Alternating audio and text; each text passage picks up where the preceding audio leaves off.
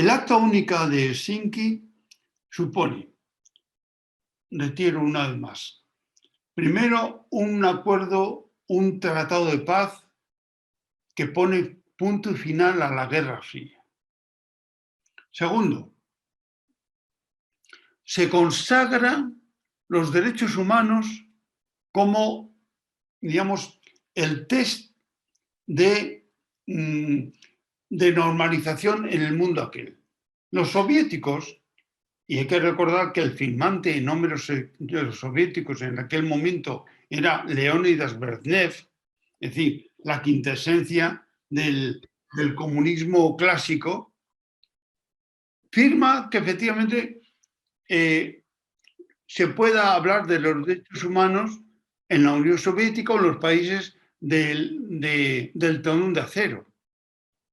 Aquello parecía que era una de tantas cosas que los soviéticos se irían, digamos, adaptando a su régimen político. Porque claro, los soviéticos adaptaron a su sistema político a los principios democráticos de la ONU del año 45, los soviéticos dijeron que ellos son más democráticos que los occidentales y se quedaron tan frescos.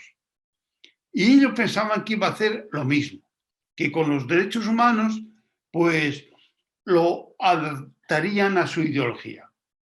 Ese fue el gran error, porque el movimiento de los derechos humanos, que se extiende tanto en la Unión Soviética como en los países del telón de acero, desde Alemania Democrática, pasando por Checoslovaquia o llegando incluso a Yugoslavia, todo ese movimiento de los derechos humanos se extiende como si fuera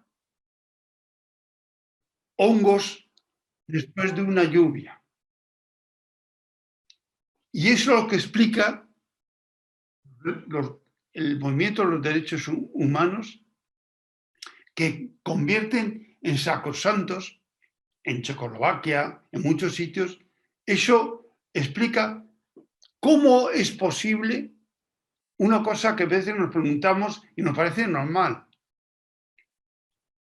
La Unión Soviética, la República Democrática Alemania, Polonia, Checoslovaquia, Rumanía, Bulgaria, todos esos países comunistas, de pronto, de la noche a la mañana, sin conflicto, sin especiales derramamientos de sangre, sin intervención de las tropas soviéticas, como había sucedido durante los años anteriores en Checoslovaquia.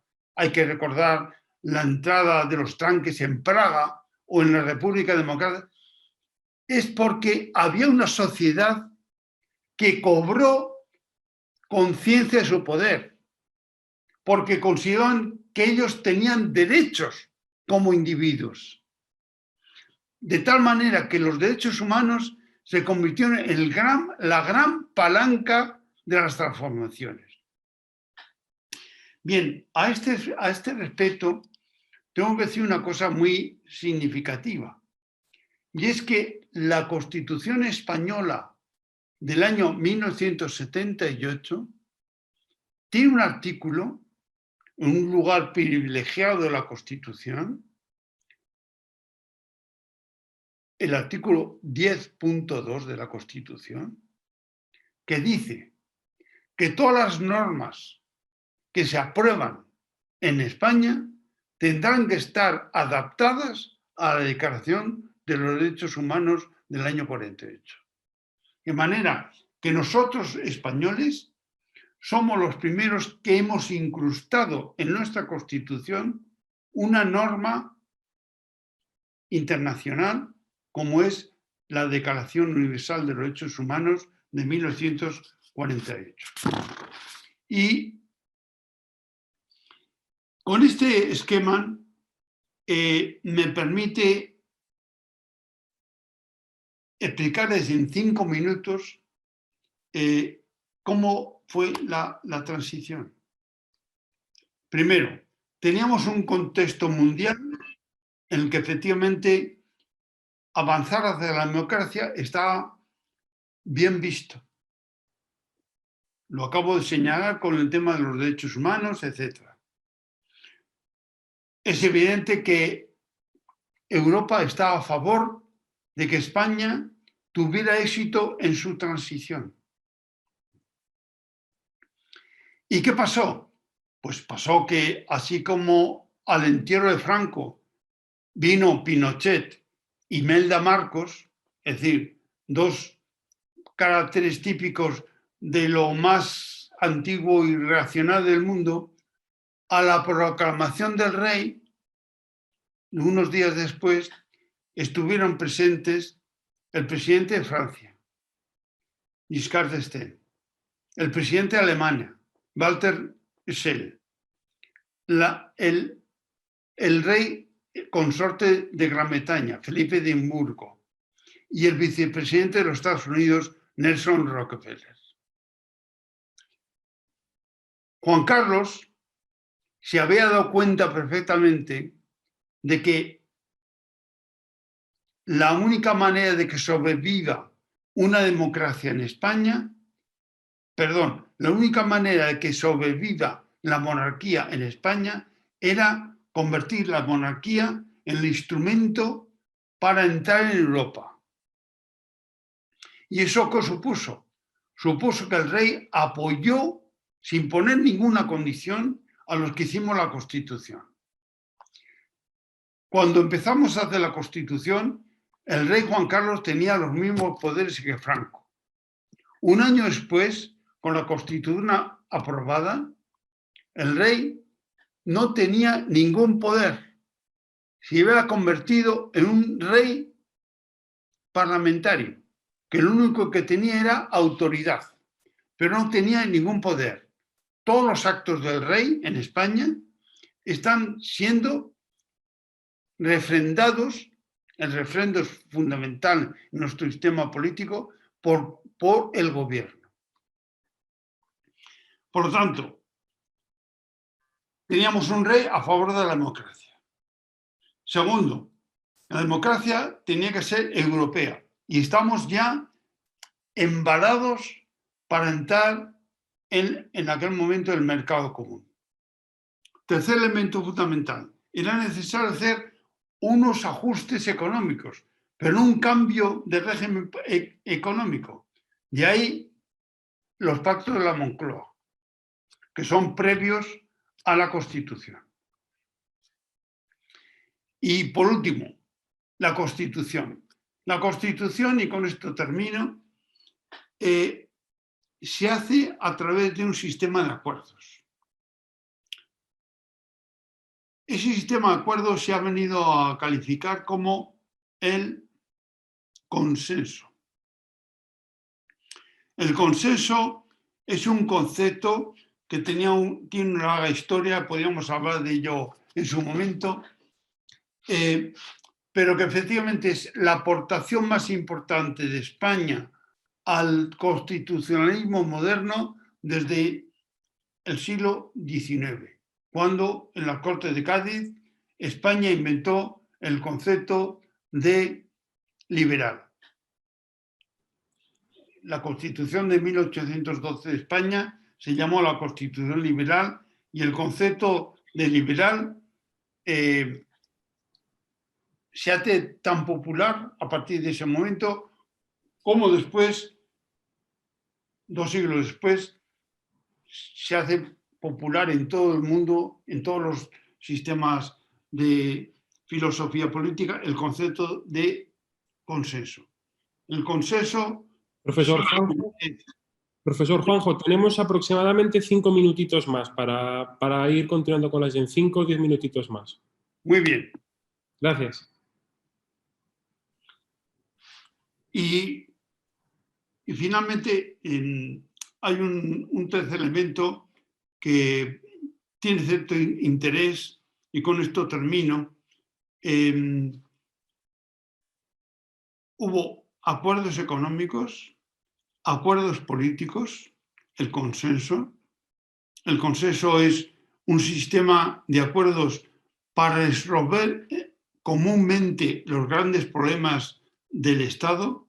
Y el tercer elemento, que es muy importante, es que las Cortes de 1977 aprobaron una ley de amnistía. Es decir, de un lado y del otro, no es que nos perdonáramos, no en absoluto, sino que llegamos al convencimiento de que era inútil revisar el pasado. Era, digamos, punto y aparte de una historia de enfrentamientos. La amnistía era ni más ni menos que la superación definitiva de la guerra civil.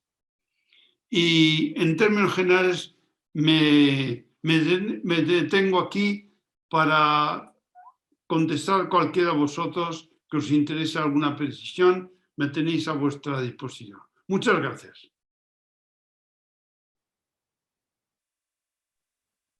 Cuando quiera pueden preguntar al profesor Juan José Laborda, que como conocedor de la transición, yo creo que pueden aprender mucho de él y sacarle mucho jugo. Gracias.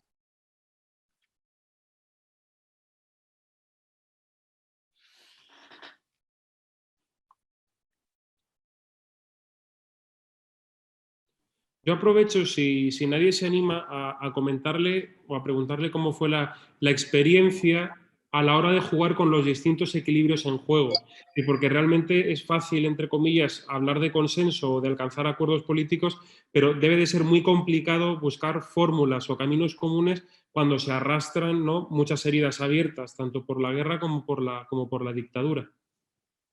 ¿Cómo fue esa experiencia?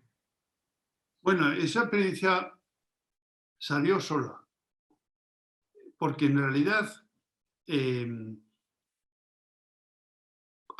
aquellas Cortes del año 77 nadie tenía mayoría.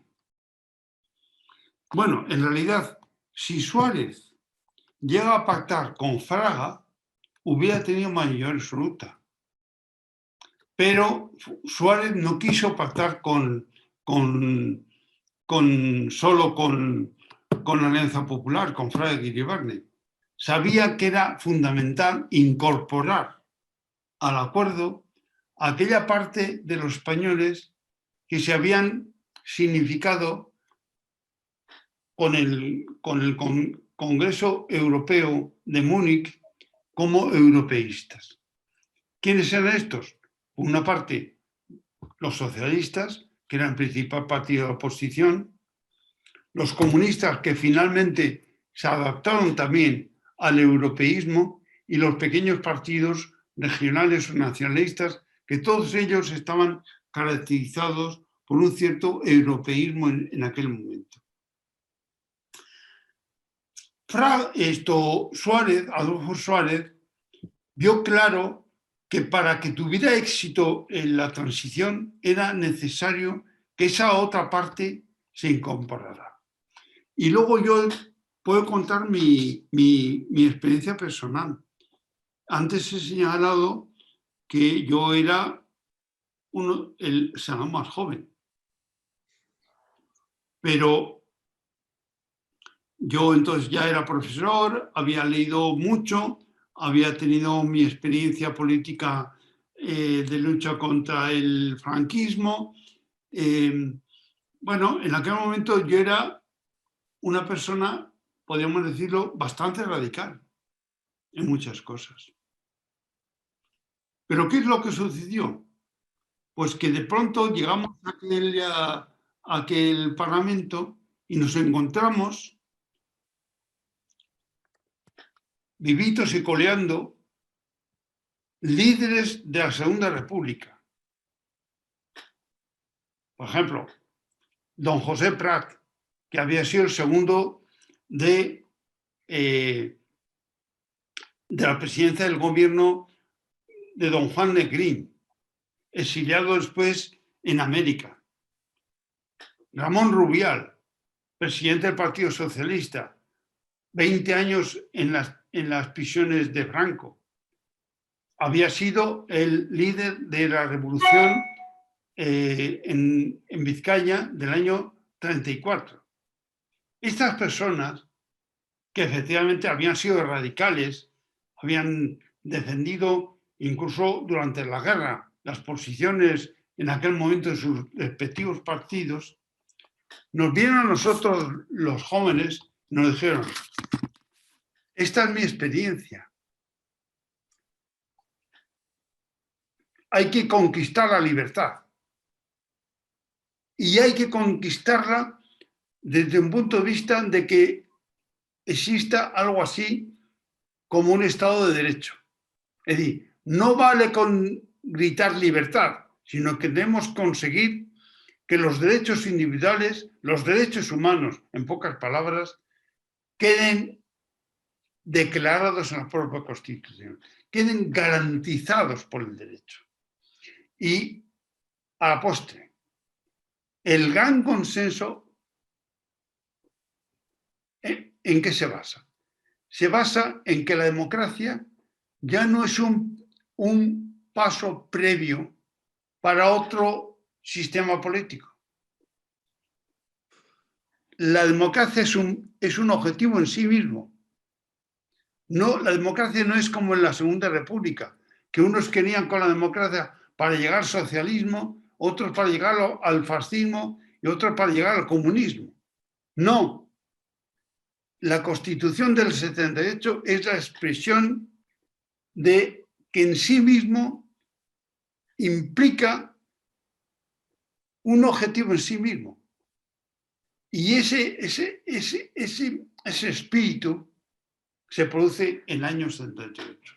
Eso es lo que explica el consenso. Muchísimas gracias, profesor Juan José. ¿Hay alguna pregunta más? ¿Hay alguien que quiera hacer alguna consulta al profesor? Yo, si me permiten. Don Juan José, muchísimas gracias por compartir su experiencia y lo que usted ha visto en este tema de la transición. Quizá, bueno, tengo una duda que me surgió cuando explicó pues esta propagación, digamos, de la idea de los derechos humanos o de la conciencia de los derechos humanos, y quisiera preguntarle ¿cómo es que de alguna forma este concepto de soberanía nacional o más bien, si esta propagación de los derechos humanos va en contra o se sintió que fuese en contra de la autodeterminación o de la soberanía de los estados que conformamos, que están en Europa, y si esta visión de ceder un poco, digamos, en términos de gobernanza, el poder del Estado para ser restringido por una doctrina que quizá no había nacido en el propio territorio nacional. No sé si hubo esa conciencia o si hubo elementos para que se adaptasen de una forma más, pues, digamos, más amigable. Es muy importante la pregunta que acaba de formularme Laura. Realmente, la Declaración Universal de los Derechos del Hombre está en contra de una interpretación de la soberanía nacional de un sentido, diríamos, puramente nacional, en el sentido de autodeterminación de un único pueblo. Es decir, los derechos humanos, antes lo he dicho al principio de mi intervención, es un concepto kantiano, de Immanuel Kant. Las ensoñaciones de Kant en el siglo XVIII, cuando propone ¿cómo se llama? El panfleto de Kant. Bueno, no sé, me acuerdo cómo se llama el panfleto de Kant. Bueno, en última instancia, el concepto de que el hombre, es decir, el ser humano, titular de derechos, es la base de cualquier organización del futuro. Porque en nombre de la soberanía a veces se priva de los derechos humanos. Es decir, puede haber un país que se sienta, digamos, muy satisfecho desde el punto de vista del Estado y, sin embargo, sus habitantes no tengan derechos. Es el caso de España. Por eso nosotros llegamos fácilmente a esa idea de los derechos humanos. Porque la España Franco era una España que se definía a sí misma como una grande y libre.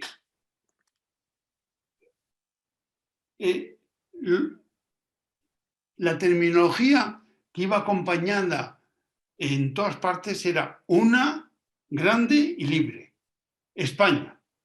Pero eso que ocasionaba que los ciudadanitos, los hombres y las mujeres de España, no tenían ningún derecho.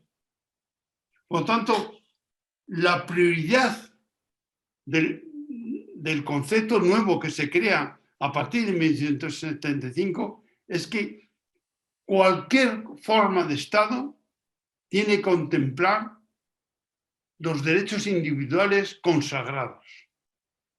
Eso es lo que hace Naciones Unidas. Claro, lo hacen, por eso lo llaman universal, declaración universal. No dicen declaración nacional, no, universal. ¿Por qué?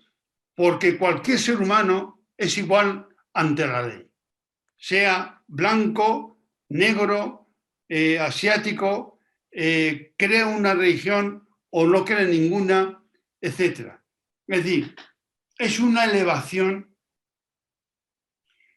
del concepto de la libertad, porque al mismo tiempo ese concepto de la libertad se basa en una cosa elementalísima, y es el hombre y la mujer titulares de derechos. Esa es la gran revolución del siglo XX. Esa es la gran revolución. Y luego es el cambio posible para nuestro futuro.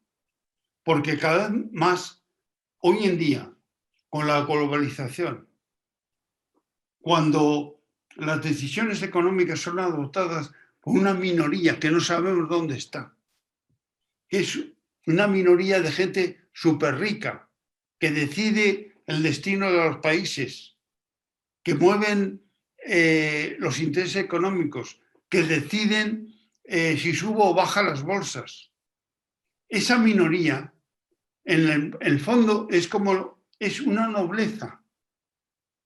Es una nobleza, como el siglo XVIII. Esa minoría, que son los que controlan la globalización actual, efectivamente condicionan la vida de la gente, se escapan del control político. Es una nobleza, porque tienen una justicia particular, no pagan impuestos. Es igual que la nobleza del siglo XVIII. Por lo tanto, lo que tenemos que hacer en el futuro, sobre todo lo que tenéis que hacer los jóvenes del futuro, y en América especialmente, es tener conciencia de que solamente habrá futuro si conseguimos gobernar la globalización. Y para gobernar la globalización tenemos que trascender la dimensión política del Estado-Nación, porque eso es un artefacto muerto. Si Europa, y somos un grupo de naciones bastante potentes, se ha sentido impotente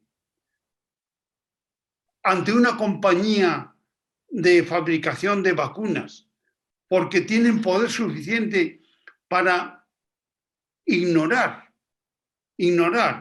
las demandas de toda Europa, lo que es evidente es que lo que parecía una utopía hace 30 o 50 años, hoy en día no es una utopía, es una necesidad. Necesitamos algo parecido a un gobierno mundial. De lo contrario, esa minoría de gente oscura, que no los controlamos, que no sabemos quién es, que son los que deciden con este sistema electrónico que tenemos cómo funciona el mundo, visto además que en este momento hay más injusticia que hace 20 años, que hoy en día hay menos comercio internacional que hace 20 años, porque lo que está funcionando es el capitalismo financiero. Por lo tanto, tenemos que unir fuerzas y no dejarnos llevar por ese espejismo del nacionalismo. La revolución y el nacionalismo están finiquitados. Es un placebo político. Lo que hay que hacer es acciones reformistas de gran envergadura hechas por muchos países. Y lo que a mí me asombra es que América, sobre todo la América Latina, no sea capaz de ponerse de acuerdo. Porque seríais una potencia impresionante.